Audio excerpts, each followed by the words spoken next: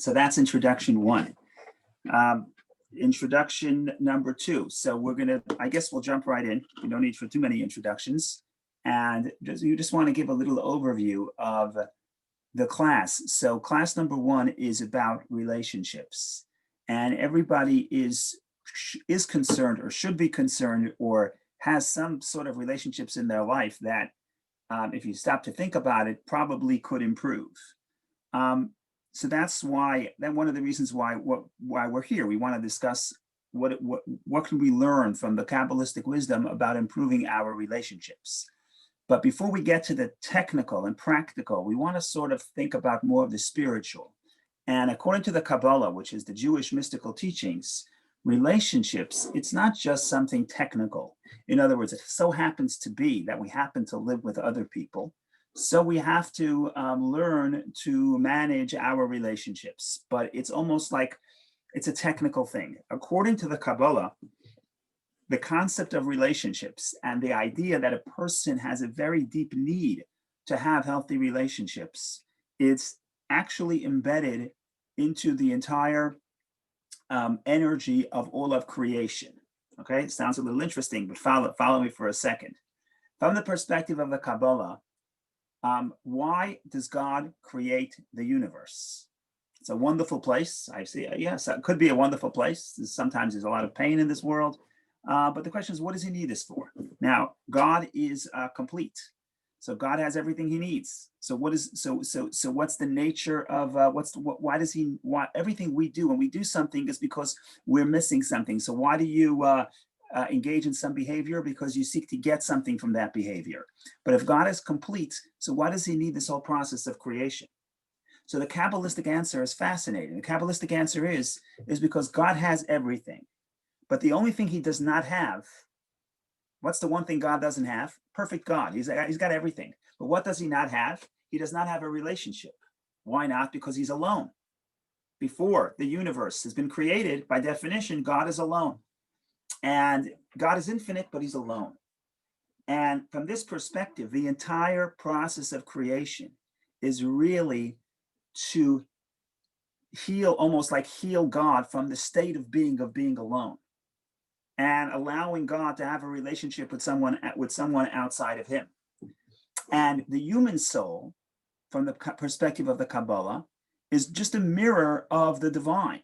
So just like God has this essential need not to be lonely, not to be alone, and the entire universe has been created so that God could be in a state of a relationship.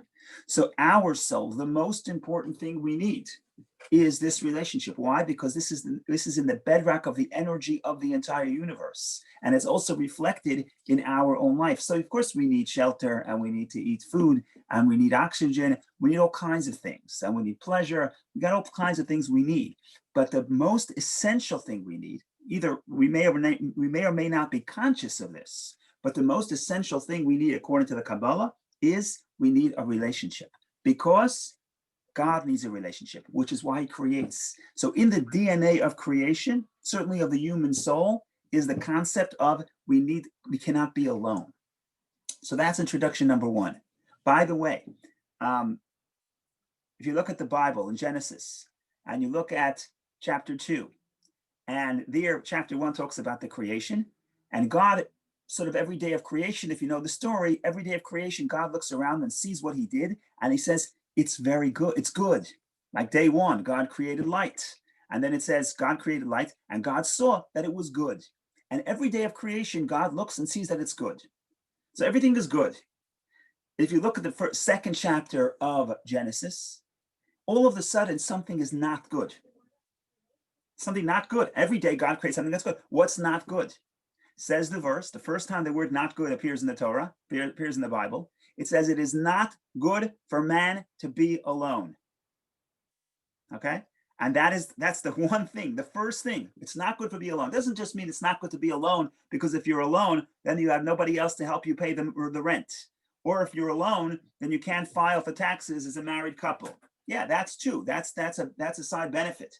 But we're talking about on a very deep level, what a person needs, a person cannot be alone. So therefore, relationships is, again, whether or not we realize this or not, sometimes we don't realize this, But from the Kabbalistic perspective, relationships is critical to the purpose of creation, which is why it's critical to our soul, which is why we're not good. If our relationships are not the way they should be, if we feel alone, if we feel lonely, I don't mean if we're not speaking to somebody else, but if we feel even in a relationship, I can be alone.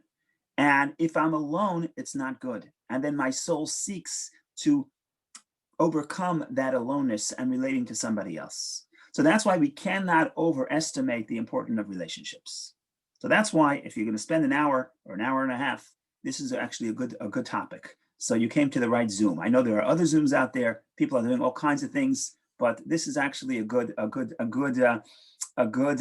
usage of your time, in my opinion. Okay, according to the Kabbalah. Fine. So that's why it's wonderful to be here. What's the challenge? The challenge is that even though relationships are crucial and critical to our spiritual and mental well-being, which they are, the problem is that we have not been taught the tools of how to manage relationships.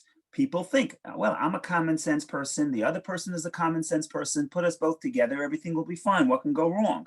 Especially if you mix in love. I love her. She loves me. I love him. He loves her. It's wonderful. What can go wrong? But that is not the case. The reality is that to manage relationships takes skills. So just being intelligent is not enough. You have to have skills and you have to have tools. And the problem is that our society is not very good at telling us what those skills are. And I would actually say even more, not only is our society not so good in telling us what those skills are, but in some sense, our society is actually, certainly popular culture, is actually a little bit giving us the wrong notion. And in some ways, harming our ability to have proper relationships, not because we're bad people, not because we're not intelligent, but simply because we either don't have the tools or in the worst case scenario, we have the wrong tools, so we have the wrong notions. And then when we try to actually move forward in our relationships, we could be doing harm because we don't have the skills. So that's the challenge. So number one is the first thing we said is how important it is to our spiritual and mental well-being. Number two is the difficulties is they let us out into the world and nobody gave us the toolbox. No one gave us the instructions. I said last time I said that the first time I was a camp counselor, I came back from camp and I was driving somewhere in Brooklyn and there was a billboard, and I have no idea what the billboard was selling. I don't remember, but the words were so powerful and it resonated with me. And I have no idea what they were selling, but I still remember it to this day. It said, if only kids came with instructions.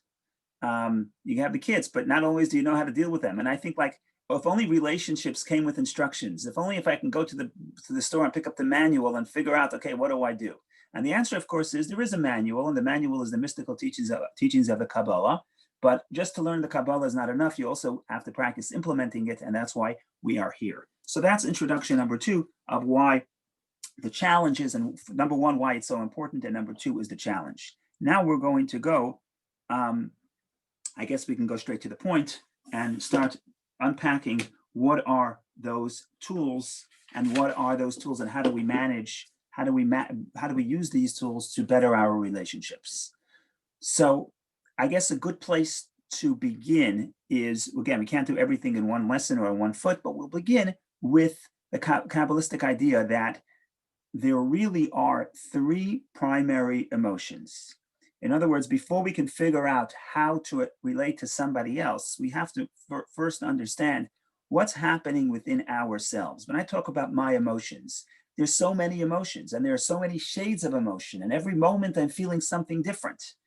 But if you really boil things down and you go to the core, according to the Kabbalah, there is really 7 emotions, and you can actually boil it down to 3, and those 3 are really 2. So in other words, today we're going to talk about the 2 primary emotions according to the Kabbalah and what they mean and how they affect ourselves and how we can use those to influence how we interact with other people. Now, the third is the blend of the first 2. So maybe we'll get to 3 as well, but we're going to start with the first 2. And of course, I'm not telling you something you don't know because you certainly feel these emotions. But again, what the Kabbalah is giving us the vocabulary to understand how to talk about what we are really feeling essentially and deep down. So I'm going to say two of the words, the two primary emotions, and then I'm going to try to elaborate a little bit and explain what they are, because these words can mean many different things for many different people. So the two primary emotions, according to the Kabbalah, and the Kabbalah would refer to the right side and the left side, and the right side would be, in Hebrew, chesed, kindness, but let's say love. Love is the easier way to understand it. There's love, and then the other side of love would be strength or discipline.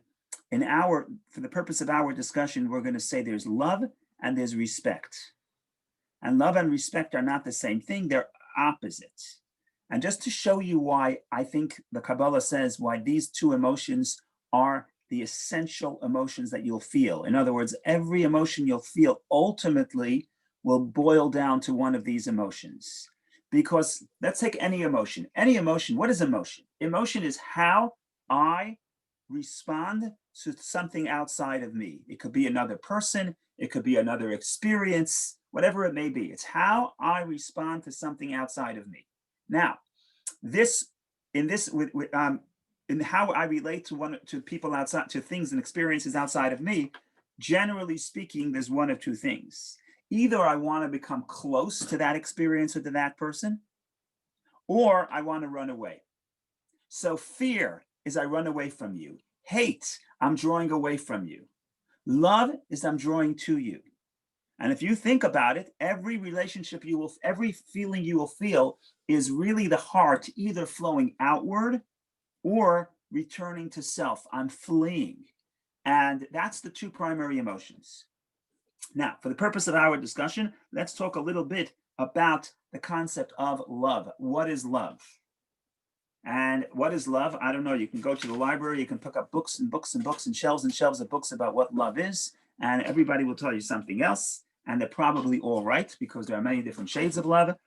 And we're not going to discuss all of them, but we're going to discuss the most essential one from the perspective of the Kabbalah. And again, if you can boil down love to one feeling, what is at the heart of, I would say, all or most forms of love, says the Kabbalah, love is the desire to become one.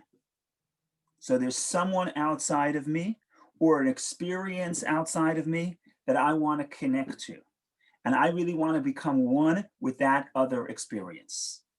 So that's a definition, that's a definition, or even perhaps the definition of what love is. There's someone in my life, or someone out there in the universe, or somewhere out there in the world, or an experience that I want to connect to. I have this feeling, desire to become one with that person. Because again, remember, the Bible tells us it's not good for man to be alone.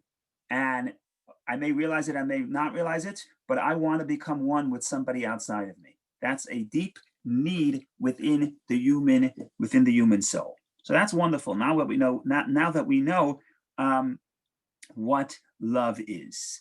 The problem is that even though I really, really want to become one with you, and even though I have a desire to become one with you, and sometimes I actually feel one with you, the problem is that I will never be able to become one with you, because you are a unique person and you're different than me.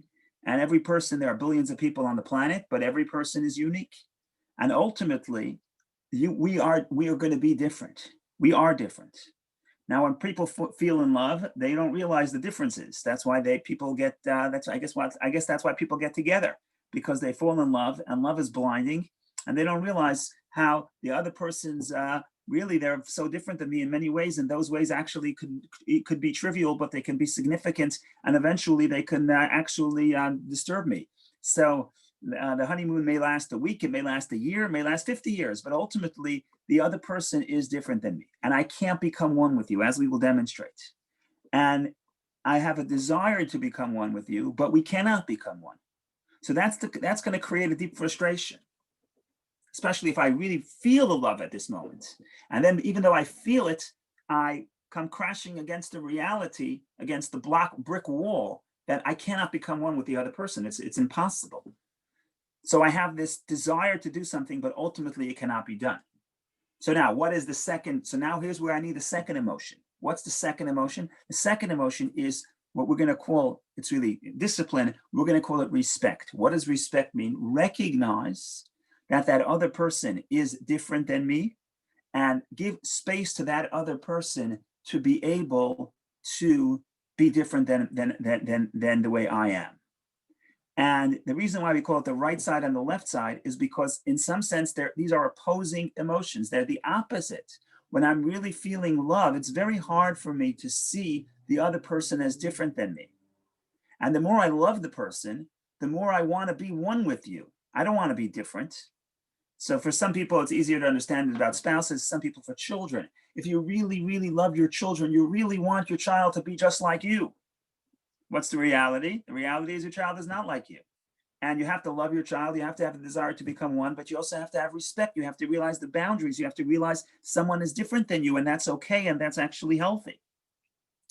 And in that sense, I would venture to say that Western culture, certainly popular culture, tells us all about love. They say you're going to fall in love and you're going to live happily ever after, and we're going to become one, and it's going to be wonderful.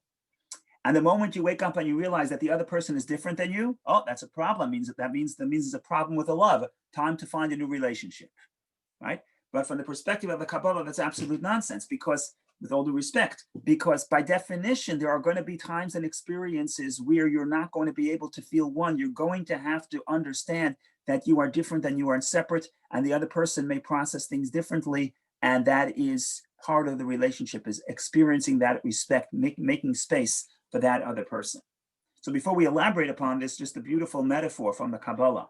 The Kabbalah says as follows. The Kabbalah says that, comes from the Zohar, the earliest, one of the earliest Kabbalistic works, says that if you have just like you have a bird cannot fly with one wing.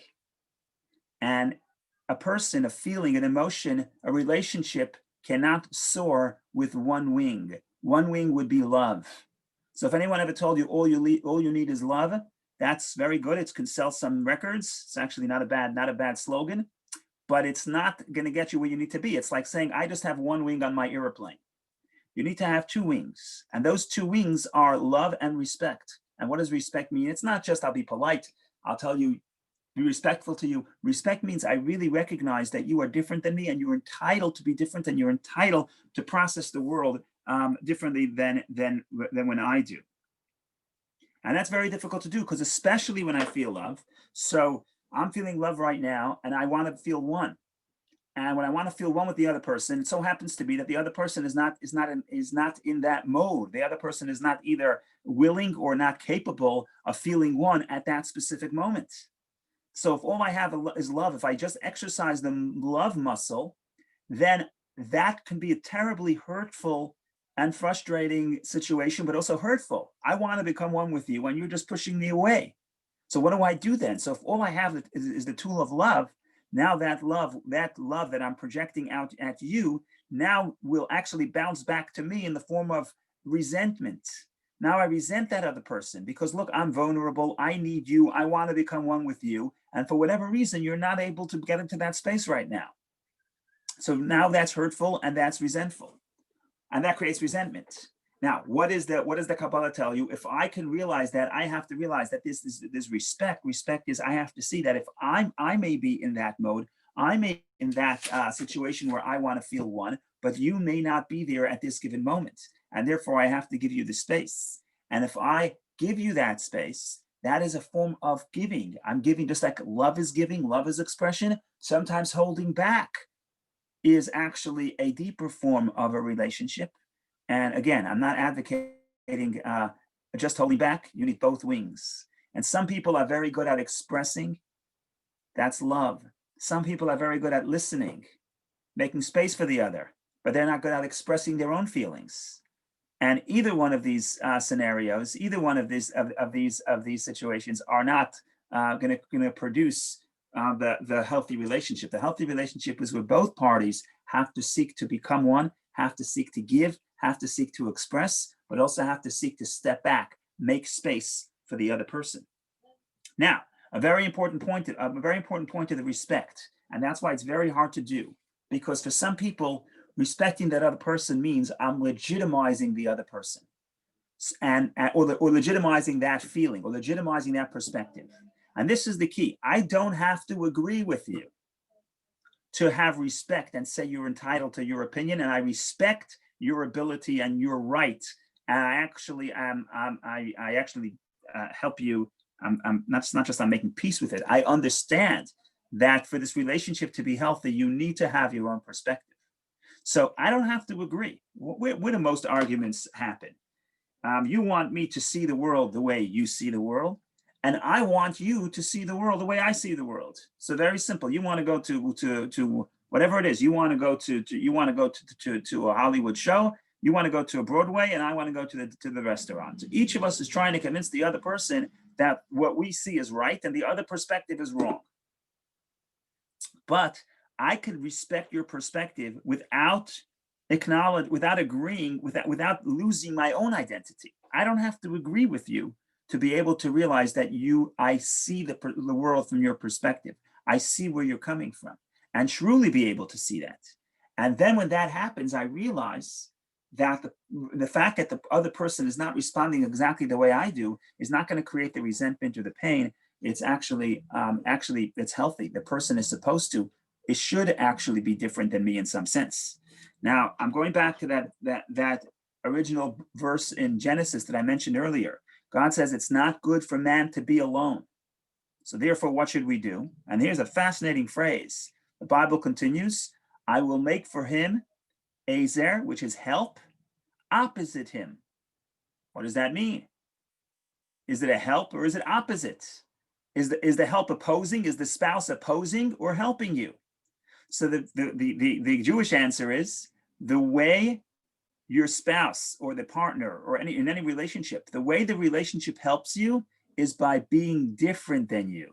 Because remember, if I married a clone, which is what most people like to do, if I married someone who's just like me, I'm still lonely because the other person is exactly like me. We're back to square one. And what do we know? Lo tov, it's not good for man to be alone. So essentially there has to be a difference. So the one way to read the verse is, God says it's not good for man to be alone. Therefore, the greatest help you can get is by having somebody in your life that's different than you. And you can respect that difference. And you don't have to agree with that difference. You don't have to agree with that person's perspective. You don't have to lose your perspective. You don't have to agree and say, you're right, you're right, you're right. You could say, I disagree with you. I see the world differently, but I understand that you have the right and you have the legitimacy to see the world differently and to express yourself differently or at different times. And I'm willing to have both wings of the bird. And that's how the relationship could soar. Because a relationship is a spiritual thing. It's got to get off the ground. It's got to get off the ground, and it's got to stay up. It's got to stay up. We're fighting gravity. Talk about this later, but the physical, a relationship is a spiritual thing. And there's the pull of gravity, which makes us more selfish. And the idea to be able to have a relationship with somebody else is you're almost defying gravity. You need both wings. You don't need one wing, you need two wings. And again, one wing, either wing is not going to be enough. And finally, we get to the point that eventually